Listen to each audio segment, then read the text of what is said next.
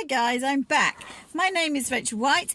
I'm a JFK assassination researcher, and today I'd like to talk about some of the events surrounding what happened to Lee Harvey Oswald directly after the assassination, and in particular in relation to J.D. Tippit, the policeman that we all know was shot and killed in Oak Cliff some minutes after the assassination took place in Dallas. So we need to think about Lee Harvey Oswald's movements, really, from the time that he exits the school book depository. So we know, don't we, that he was in the doorway during the time of the presidential motorcade and the assassination, which we know that because we have a photograph that it completely exonerates him, and we know that he's not in any way guilty of shooting JFK. So just before we get into all of the things to do with the Tippit scenario, I just want to make that really clear that we've come to a place and we understand that there is no way that Lee can be in any way regarded a murderer, an assassin of President Kennedy in any way. Okay, so we know that happened. Lee left the school book depository minutes after the assassination, and we know what he was wearing. And he was wearing a brown overshirt, a white t-shirt, and some maybe some jean style trousers. We know that for sure. Okay, as he leaves the Texas School Book Depository, we know that the first thing he does is he meets Jack Ruby, in fact, and collects a gun from Jack Ruby on the corner there of Houston and Elm.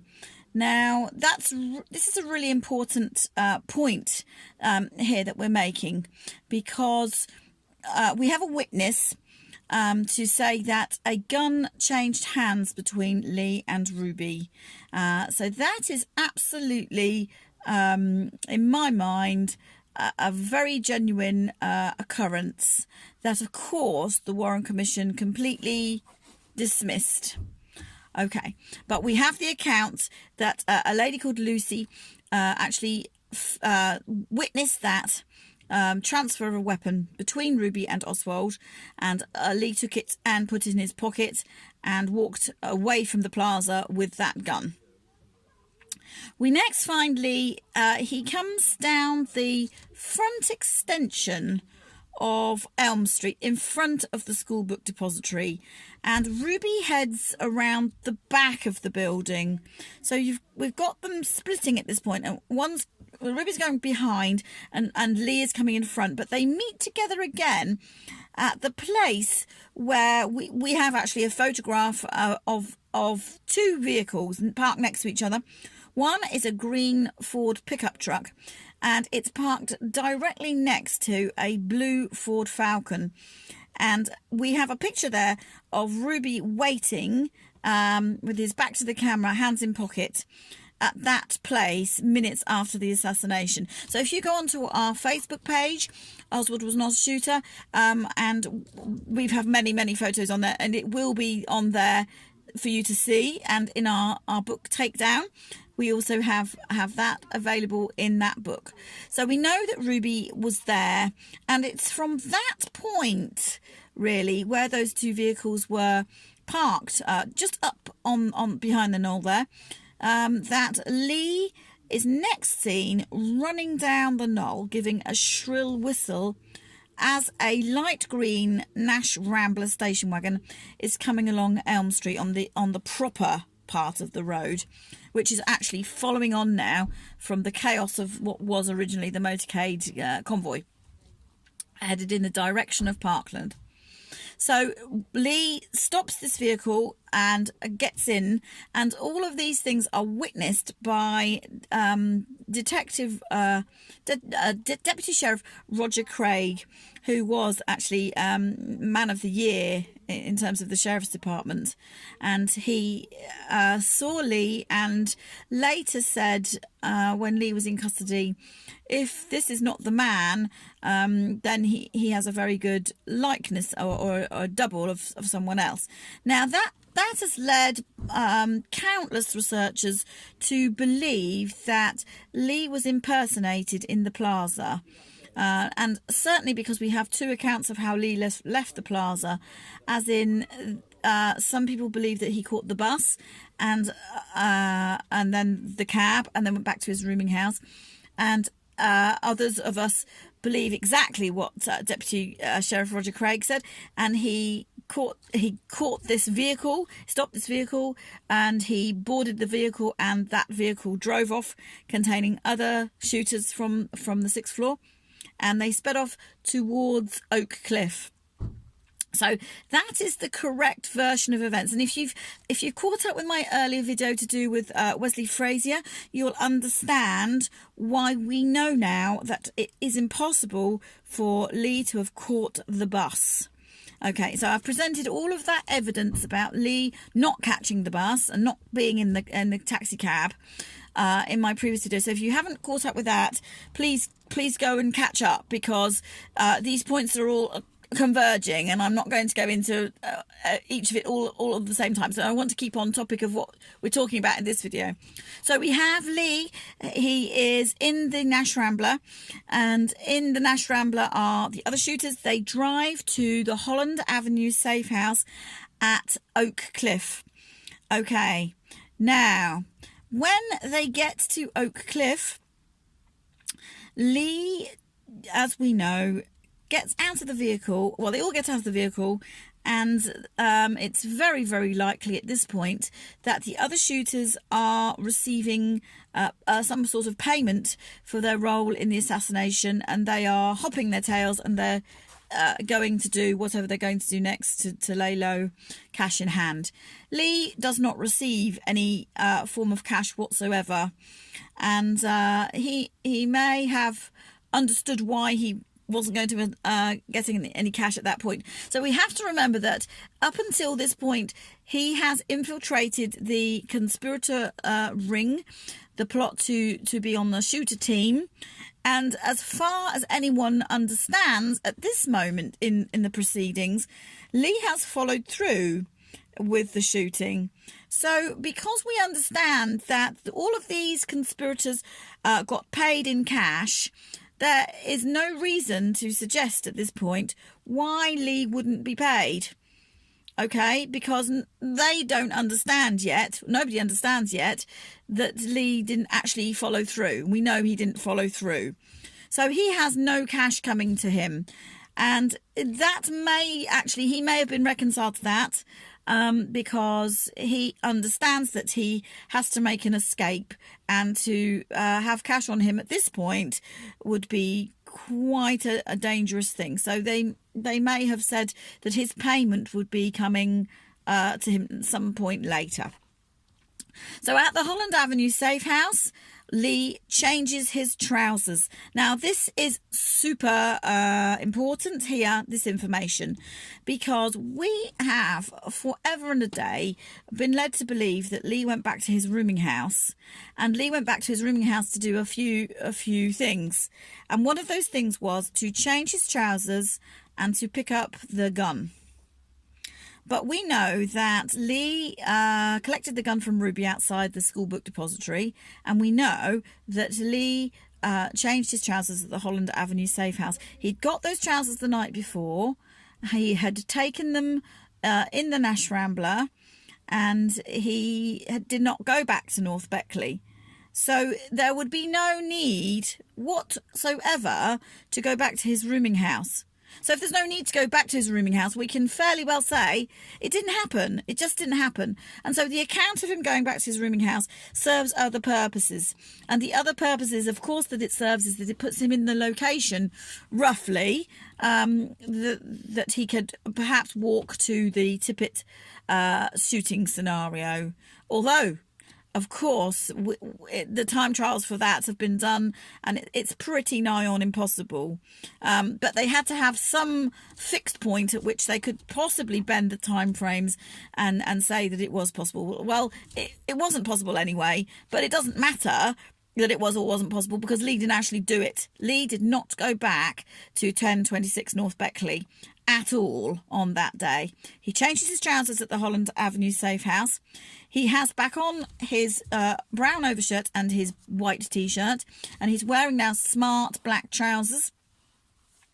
and he drives to the Tidy Lady Laundrette. Now, all of those things we've discussed before in our previous videos. So I'm not going to talk too much about all of that side of it. But what I will say is how we're going to now talk about what the plan of escape actually was. So we need to be mindful that we've said before that Lee was in two teams. He was in the conspirator team to shoot the president as an infiltrator. And he was also in what was presented to him as an abort team. Now, this is a really important point, and it's not been that well understood really for a long time that there was an abort team. But I actually understand now that that abort team was a phony abort team. And in actual fact, the abort team that was presented was for completely different purposes. And I'm going to explain to you in depth how that works. So let's just go back to what the plan should be. We know that Lee was going to make an escape, and the plan was that he would get a ride dressed in a police uniform, and a police officer would come and collect him, because then, you see, if a police officer comes and picks him up and they look like two police officers in a car together, that is evading all suspicion when obviously somebody's being hunted down. They're not going to come and look in a police car, because that police car is going to be obviously looking for the same perpetrator. So the plan was that a policeman would pick Lee up and drive to Redbird Airfield, and there would be a small light aircraft waiting, and there would be some commotion about this light aircraft revving its engines and being a noise nuisance on the afternoon just after the assassination. The police would be called in some way, and Lee and the policeman would be on hand to board the plane, investigate, but of course only the other policeman would come out.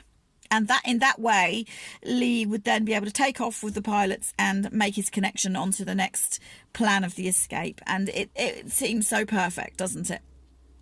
Okay, so here's what we know.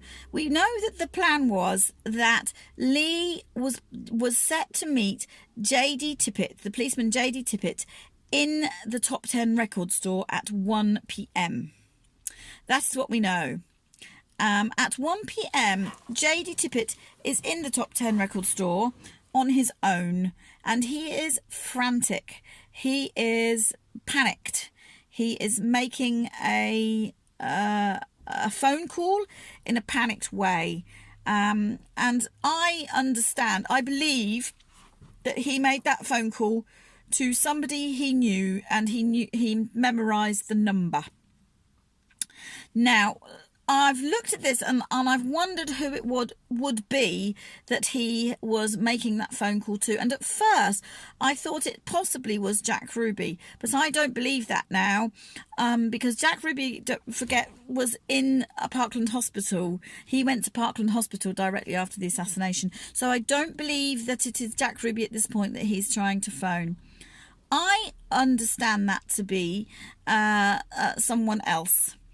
And I also believe that the house at 10th and Patton that Tippit actually pulls up in front of at the point at which he is gunned down has more significance than we've ever realised, because we have a witness there that said that Tippit was a regular visitor to that house, almost as though he was having some kind of secret affair, or that property was being used for other purposes, possibly drug trafficking, possibly gun running, another kind of property there that was being used for all kinds of other nefarious activities.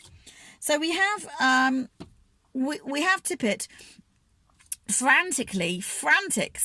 doing very frantic behaviours, as though he's searching for somebody he hasn't found. And we can piece together now that it was because he was due to meet Lee at that top 10 record store at 1 o'clock, and Lee did not show up. Okay, now there's a reason that Lee didn't show up. Earlier in the morning, right before work, and we know Frazier wasn't involved in the journey with Lee to work. Lee went into the top 10 record store and purchased a ticket for a show called The Caravan of the Stars, which was due to be held in Dallas in, I think it was the municipal, whatever you call it, the building, show place. That later that evening, it was for the same evening. Well, there's no way in the world that Lee Harvey Oswald was going to watch that show or take anybody else. Their plan was set that he was going to escape. So we needed to look at that ticket and what the significance of that was very, very carefully. Later on in the morning, Lee returns to the top 10 record store and he buys another ticket to Caravan in the Stars, which is hugely weird. Well, why would you do that? The store owner, Dub Clark, gave a testimony that whilst Lee was in the store the second time, a policeman, by the way of J.D. Tippit, was in that store at the very same time. So this seems to be some kind of eyeball meet here. So he's been asked and tasked to be in that record store the second time to see the policeman that is going to, be the one to take him in the car. Except that there's a problem here, because on the Wednesday morning, Lee had been in the Dobbs Pancake House in Oak Cliff, and he'd ordered breakfast, and he had been witnessed making a huge fuss about his eggs done not to his satisfaction, made a big deal of it. And in that restaurant, cafe, diner, at the same point in time was policeman J.D. Tippit. And so, as a researcher, I feel that that was an eyeball meet. So we've got two eyeball meets of the same person. Now, here's what I believe is going on here. What is really happening is that Lee was told by conspirator team to have an eyeball meet with the man who was going to take him to Redbird, to the policeman that was going to take him to Redbird. But he also catches wind of a second kind of a plan. And the second kind of a plan comes from Jack Ruby. Remember that we said that Jack Ruby and Lee were seen in a diner at 2 o'clock in the very early hours of the Friday morning, 2:15, and witnessed by a waitress who was hushed to silence, really.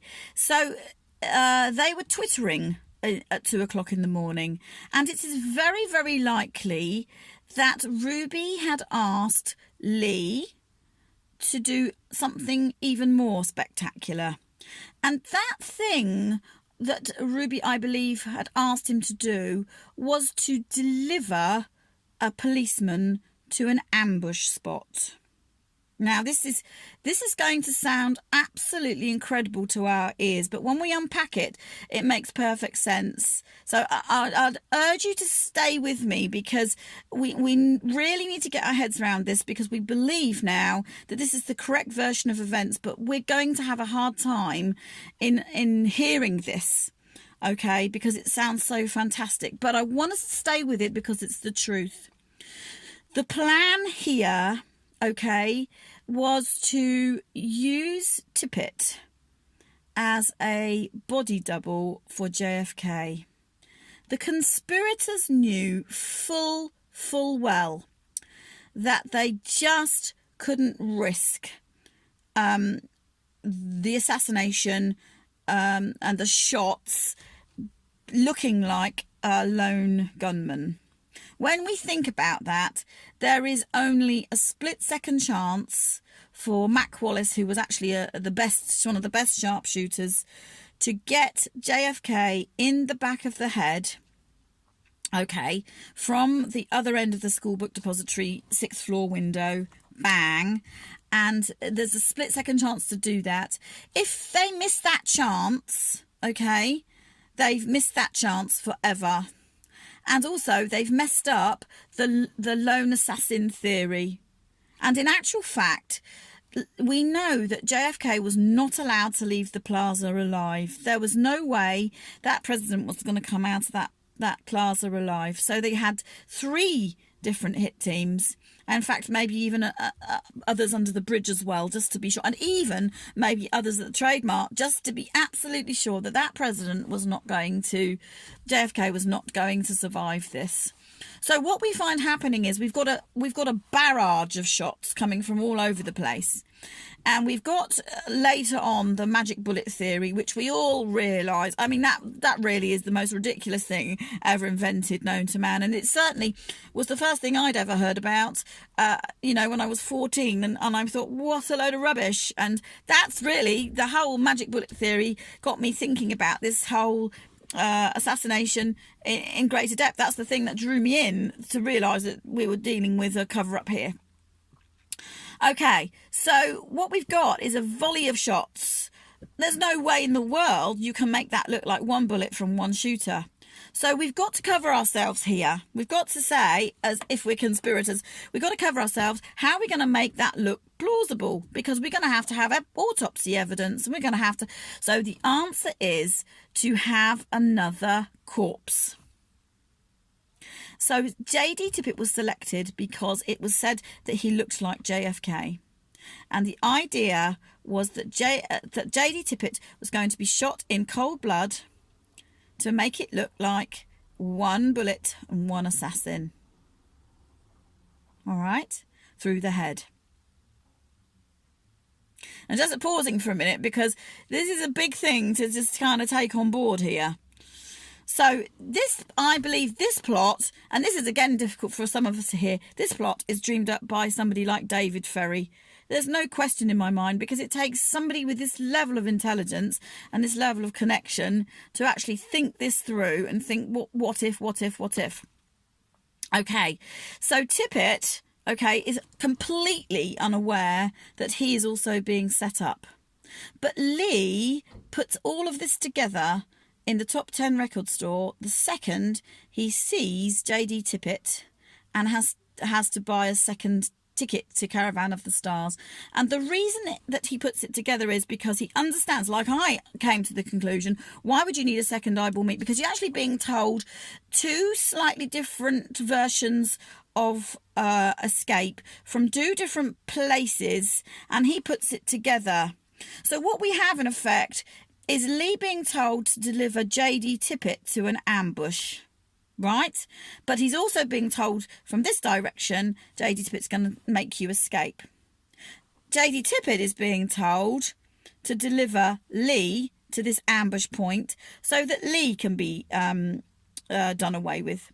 So the plan is to get both of these guys in the car to the ambush point at 10th and Patton, okay?